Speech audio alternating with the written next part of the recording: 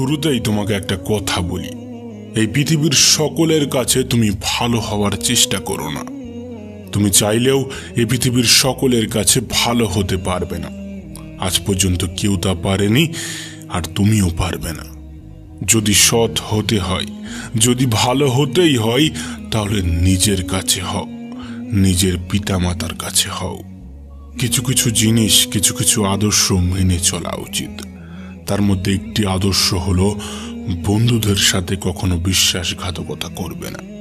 শুধু তাই নয়, বিশ্বাসঘাতকের সাথেও কখনো বন্ধুত্ব করবে না। নিজের মধ্যে একটা জিনিস থাকা খুবই প্রয়োজন, খুবই জরুরি, আর তা হলো সৎ সাহস। যদি ভুলকে ভুল এবং ঠিককে ঠিক বলার সাহস তোমার মধ্যে না থাকে, তাহলে তোমার মধ্যে সৎ সাহস এবং ক্ষমতা কোনোটাই নেই। তোমার সাথে তোমার রবের সম্পর্ক সব থেকে বেশি গভীর হওয়া উচিত। এই পৃথিবীতে এমন একটা সম্পর্ক থাকা অত্যন্ত জরুরি, যার সাথে আমাদের মনের দুঃখ, কষ্ট, অভিযোগ সমস্ত কিছু নির্দ্বিধায় বলতে পারবো। আর সে সম্পর্ক অবশ্যই তোমার রবের সাথে তোমার গড়ে ওঠা প্রয়োজন। তোমার রবের সাথে এমন একটা সম্পর্ক গড়ে ওঠা অত্যন্ত জরুরি। মনে রেখো, এই পৃথিবীতে সব থেকে বেশি দ্রুত কাজ করে মানুষের প্রার্থনা। হ্যাঁ, মানুষের প্রার্থনা মুখে আসার আগেই তা সৃষ্টিকর্তার কাছে পৌঁছে যায়, মুখে আসার আগেই তা রবের কাছে পৌঁছে যায়। কখন বুঝবে, কিভাবে বুঝবে যে তুমি ঠিক রাস্তায় আছো নাকি ভুল রাস্তায় আছো? মনে রেখো, যখন মানুষ তোমাকে নকল করতে শুরু করবে, তখন বুঝে নিও তুমি জীবনের সফলতার দিকে এগোচ্ছ। তুমি সঠিক রাস্তায় আছো, তুমি ঠিক রাস্তায় আছো।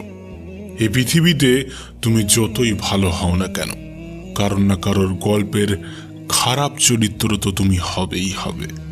এটা বাস্তবতা, এটা সত্য কথা। জীবন এবং মৃত্যুর মধ্যে একটা বৃহৎ পার্থক্য আছে। যার কোনো গ্যারান্টি নেই, তার নামই হলো জীবন, আর যার ফুল গ্যারান্টি আছে, তার নামই হলো মৃত্যু। মনে রেখো, তুমি যদি সুখে থাকতে চাও, তুমি যদি আনন্দে থাকতে চাও, তাহলে অন্যের উপর নির্ভরশীলতা ছেড়ে দাও। তার কারণ অন্যের উপর নির্ভরশীল মানুষগুলো কখনোই আনন্দে থাকতে পারে না। এই জন্য এমনভাবে নিজেকে তৈরি করো যাতে তোমার ইচ্ছা এবং প্রয়োজনগুলো তুমি নিজেই পূরণ করতে পারো। এই পৃথিবীতে আমাদের জীবনের বিফলতার সব থেকে বড় কারণ হয়ে দাঁড়ায় আমাদের চিন্তা ভাবনা। আমরা মনে করি কাল থেকে শুরু করব, আজ নয় কাল থেকে স্টার্ট করব। মানুষের জীবনকে শেষ করে দেওয়ার জন্য এটাই যথেষ্ট। প্রিয় ভাই আমার, যদি তুমি সফল হতে চাও, তাহলে কাল নয়, আজ থেকে শুরু করতে হবে, এখন থেকে শুরু করতে হবে। আজ থেকে শুরু করব, এখন থেকে শুরু করব, এটা একজন সফল ব্যক্তির লক্ষণ। আর তুমি যদি সফলতা পেতে চাও, এ লক্ষণ তোমার মধ্যে ফুটিয়ে তুলতে হবে, এ লক্ষণ তোমার মধ্যে জাগিয়ে রাখতে হবে। একটা বইয়ের কভার পেজ দেখে যেমন বইয়ের ভিতরে কি আছে তা জাজ করা উচিত নয়, ঠিক তেমনই মানুষের চেহারা দেখে সেই মানুষটাকে জাজ করা উচিত নয়। তার কারণ মনে রেখো, চেহারার তুলনায় বড় মুখোশ পৃথিবীতে আর কিছু নেই। মনে রেখো, নিজেকে সুখে রাখার দায়িত্বটা নিজেকেই নিতে হবে।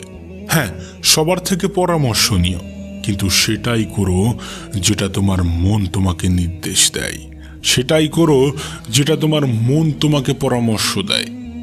এ পৃথিবীতে সফল ব্যক্তিরা কখনো ভাগ্যের উপর নির্ভর করেনি। তাই তুমি যদি সফল হতে চাও, তাহলে ভাগ্যের উপর নয়, পরিশ্রমের উপর নির্ভর করতে শুরু করো। সেদিন দূরে নয় যেদিন তুমি সফলতার স্বাদ গ্রহণ করবে। শোনো প্রিয় ভাই আমার, যদি তুমি সত্যিটাকে সত্যি এবং মিথ্যাটাকে মিথ্যা বলার সাহস রাখো, তাহলে তোমার বন্ধুর সংখ্যা একটু কম এবং শত্রুর সংখ্যা একটু বেশি হবে। এটাই স্বাভাবিক, এটাই বাস্তব, এটাই সত্য। মনে রেখো, কাউকে না চিনে তাকে বিশ্বাস করা এবং পরিশ্রম ছাড়া কোনো কিছুর আশা করা, উভয় ক্ষেত্রেই বিশ্বাস ভাঙার সম্ভাবনা প্রবল। তোমাকে আগেও বলেছি, এখনো বলছি, সকলের মন জয় করতে চেও না। অপরকে ইমপ্রেস করার কোনো প্রয়োজন নেই, বরং নিজেকে নিজে ইমপ্রুভমেন্ট করতে থাকো। মানুষ নিজে থেকেই ইমপ্রেস হয়ে যাবে। না, সময়টা এখনো ফুরিয়ে যায়নি, এখনো সময় আছে। আর এই সময়টা তোমার। তুমি চাইলে সময়টাকে সোনার মতো মূল্যবান বানাতে পারো, আবার তুমি চাইলে সম্পূর্ণ সময়টা ঘুমিয়ে কাটিয়ে দিতে পারো। এটা তোমার উপর নির্ভর করছে তুমি তোমার সময়কে কোথায় ইনভেস্ট করবে। অবশ্যই সময় তোমারও মূল্য দেবে যদি তুমি তার সঠিক ব্যবহার করো। কিছু কিছু অভ্যাস নিজের মধ্যে তৈরি করতে হবে। যেমন কোনো খারাপ কাজ করার চিন্তা হলে সেটা পরের জন্য পিছিয়ে দিতে হবে। আজ নয়, কাল হবে, পরশু হবে, পরে হবে, এমনভাবে সেটাকে এড়িয়ে যেতে হবে। আবার কোনো ভালো কিছু করার চিন্তা হলে সেটা তক্ষুনি সেই মুহূর্তেই করে ফেলতে হবে। মনে রেখো, তুমি তোমার জীবনকে কেমনভাবে চালিত করবে সেটা তোমার উপর নির্ভর করছে। তুমি তোমার জীবনকে কেমনভাবে পরিচালনা করবে সেটা তোমার উপর নির্ভর করছে।